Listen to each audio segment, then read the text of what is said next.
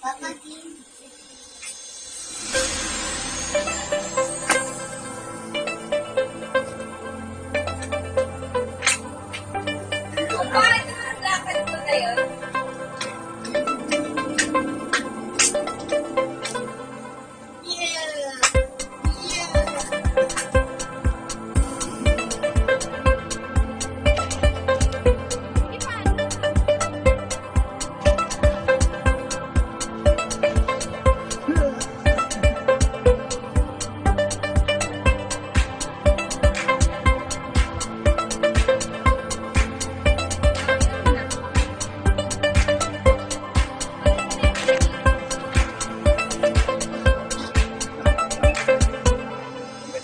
guys, welcome to my vlog. Ngayong araw po ay papunta kami ng Nasugbo, Batangas sa Barangay Wawa, Fortune Island Resort. Magbabakasyon muna kami guys. Start na po ulit ang technician yung breaker. So sa ngayon, kailangan ko muna ma-secure ng aking shop. Safety first tayo. Nag-double check ito. Meron naka-off lahat ng main breaker at walang mga nasa sa mga outlet. Nag-aakot na kami ng gamit guys. Pasok ng van.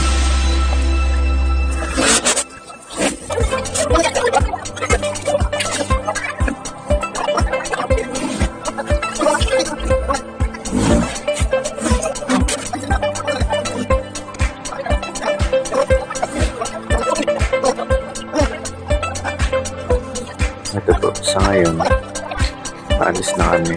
Nagre-ready na kami. Ayan. So, umalis kami 6:50 AM. Galing kami ng Dasmariñas, Cavite. Dito guys, kailangan ko na mag-fast forward. Pabibilisin ko na kasi road trip lang naman ito. Wala tayo masyado makikita ang interesting dito. Ang interesting lang po dito ay itong dadaanan natin na bagong gawa sa mga taga-Dasmariñas, Cavite. Meron po tayong bagong gawa dito na shortcut. Simula Area F, lulusot po ito ng Highland Park. Mas mabilis po ang daan dito.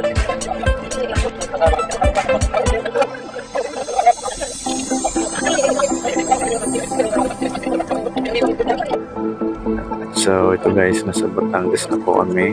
Pagdating po namin dito sa receptionist area.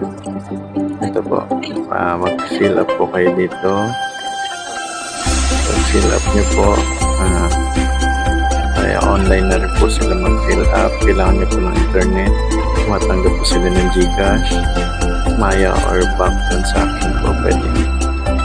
Yan po ang nagastos namin sa 12 person. Ang 12 adult po, ang nagastos ko po ay 8,540. Kasama na po ang shower dyan. Shower, boating, and cottage po yan. Overnight po. Magkaiba po ang day tour at overnight. Magkaiba po sila ng price. So, ito po. Sasakay na po kami ng boat. Kailangan po ng alalay para po sa mga senior or sa mga bata po. Ayan, hawakan niyo pong mabuti. Ito po, safety first po. Kailangan natin ng life vest. Ayan, kailangan po lahat nakasuot.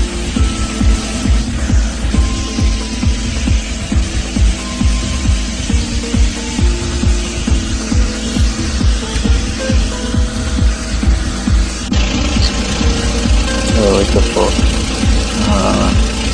Abot tanaw na po natin siya. Ang biyahe po, maabot lagi ng 1 hour. Para sa mga regular na pangkapo yan. At ito po, meron pang nag-chat sa amin na fishing vessel.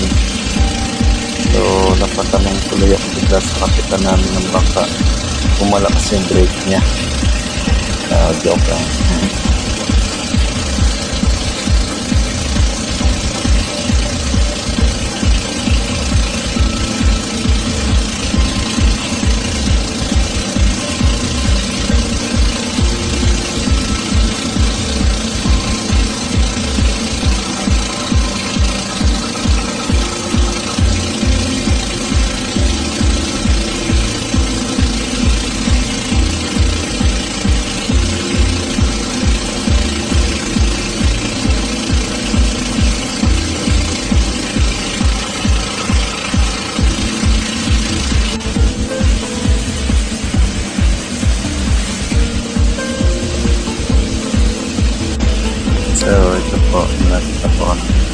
kailangan po natin mag-sunblock syempre.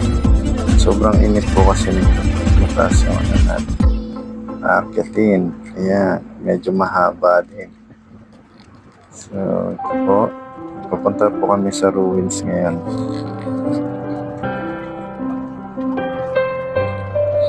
Ayan. Napakaganda po dito. At napakataas. Grabe. Overlooking po talaga kapag nandito po kayo sa taas. Mas maganda kung meron po kayong drone. Less shot po para sa drone. Warning lang pala sa may mga kasamang bata. Masyado pong malakas ang hangin dito. Kailangan niyo po laging hawak ang mga bata. Pwede po silang lipat.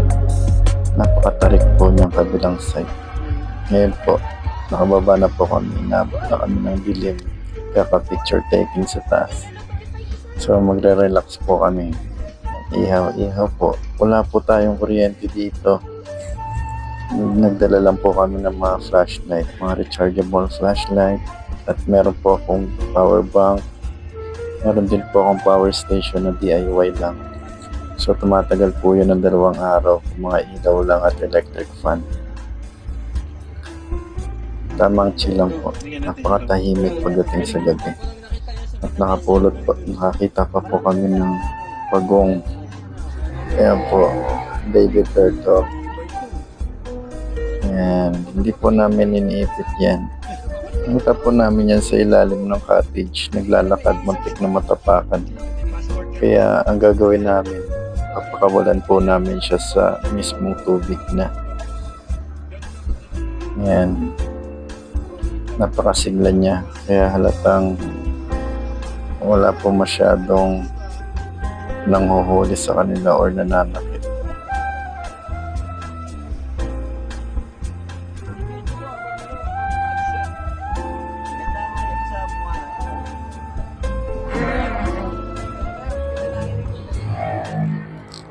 So, pagdating po ng umaga, ito na po. Napakaganda ng sunrise po dito. The best. Napakatahimik.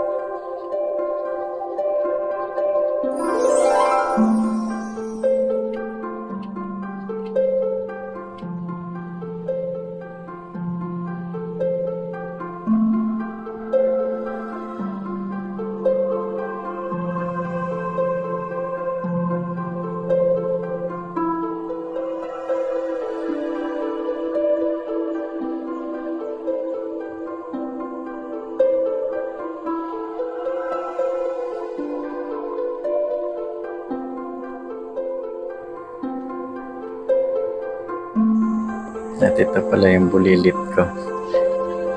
First time niya po makatapak sa buhangin at makahawak. Kaya ayan, para siyang tumigas.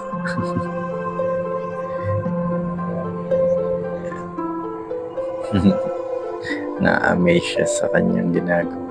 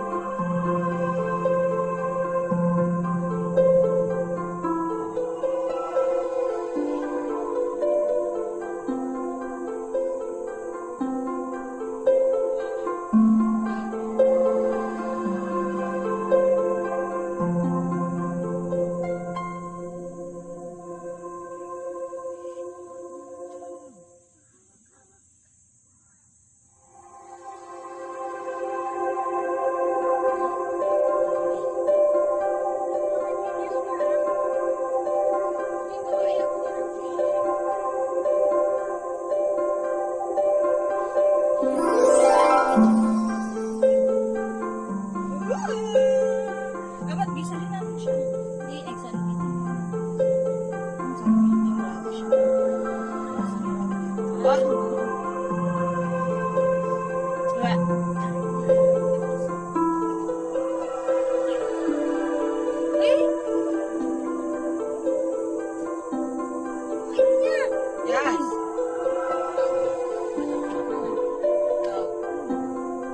Babidyo ko kay Kaylee. Kaylee! Nag-picturean mo daw siya. Ay, ito ka ni Kaylee.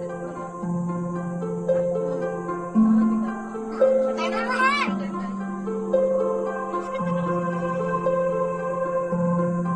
Video ko kay